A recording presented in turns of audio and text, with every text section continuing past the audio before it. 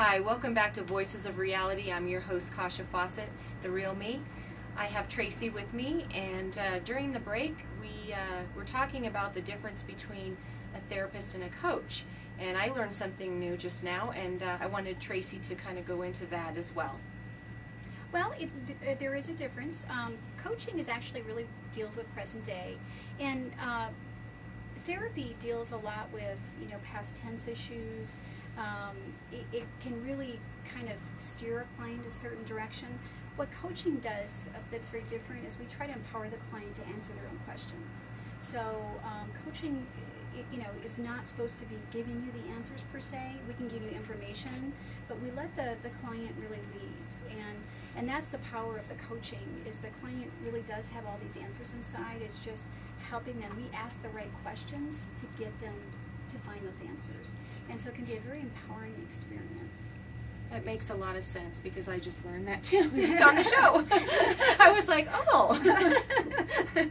And the other thing too I do is I do work as a team, because I do work closely with many psychiatrists here in town, and I also work with therapists, so we can actually work as a team to help clients, because it's not uncommon for clients to have post-traumatic stress disorder, which can cause neurological problems, and again, quote, ADD and some other things. So we can work very nicely together as far as empowering that client. And what coaching does is it really takes it's a present day goal setting. So we try to work with, how can we get you moving today and not keep you trapped in the past. Sometimes there are things that we have to visit, in the past, because there's going to be belief systems that get in our way. But for the most part, we're not therapists, so we really try to steer you into present day. That's good to know too. And then we were talking about like school fundings, things like that. Yeah, unfortunately, Colorado is one of the worst states for federal funding and for state funding as far as for special education. And actually, I also work with the Autism Association, or the Autism Society of Colorado, I should say. And, we don't have much money here.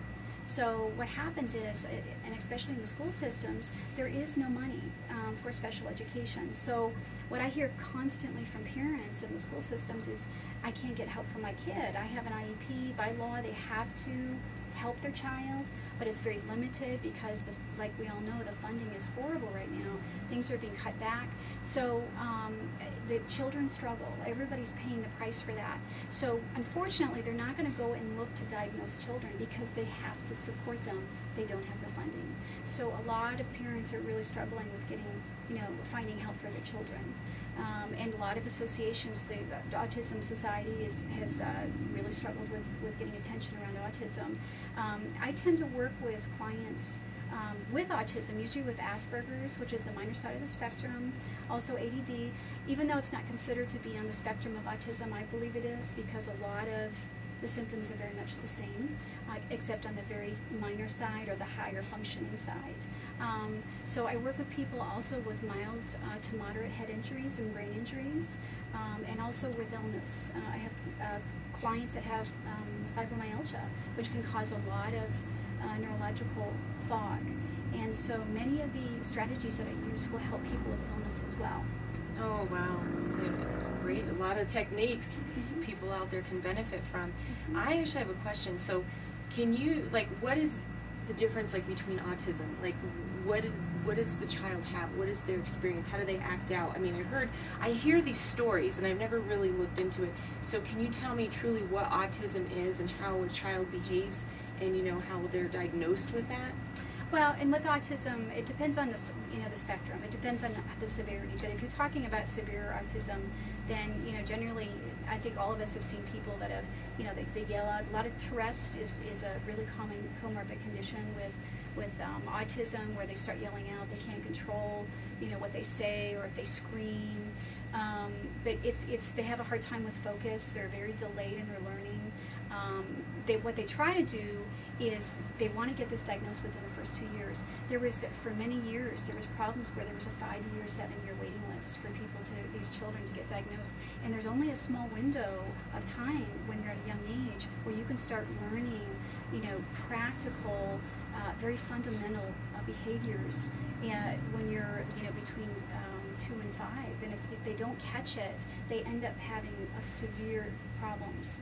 So that, which I'm glad to hear, is starting to turn around. They've gotten state laws now in place. But to get diagnosed with autism, they do have pediatric physicians that can diagnose. They're calling the Autism Society of Colorado. They have great referrals, vendors, people that actually diagnose specifically for autism. You know, Asperger's is really common, which is, again, the minor side of autism.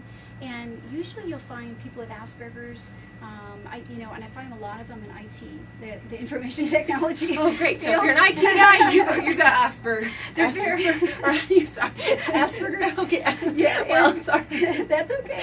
And it's just really common because they see pictures in their head. The way they communicate is very different. How they see things is very different. They have a hard time with social engagement with people, you know, starting conversations. They're very mathematical a lot of times. So, everything has to be in order. And again, everybody's very different, but those are just some of the minor things. And they can be very functioning, but there's usually social skill problems. There's usually problems with interaction. That seems to be the biggest thing, is the isolation.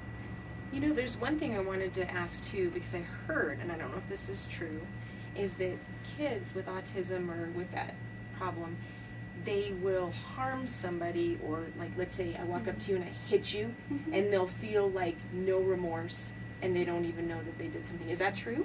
Yeah, when you're talking about the severe piece of it, absolutely. And a lot of it is just that they aren't aware. They also have overstimulation. And like my clients, again, have the same symptoms but on the minor side. But with autistic kids, what happens is that, they're hearing sounds that none of us would be aware of.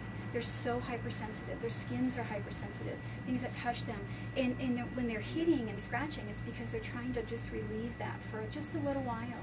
So it's not the fact that they're being mean. They just want to stop all this information bombardment. And so, which I know is real hard for people to understand. But it can be a very daunting experience to have an autistic child. I have a dear friend that has an autistic son, and it's a very life-changing thing to be a parent with an autistic child. It's a lot of, there's still many, many therapies out there that they're trying to find that work.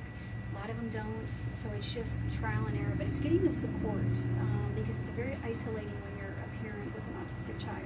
So you're dealing with more with sensory, like, yeah, how about not wanting wearing clothes too tight, too loose, certain smells. Yeah, and with my clients, it's exactly that. It's sounds, it smells, it's groups. Being in groups is very overwhelming. All the stimuli, seeing all these colors can be very overwhelming.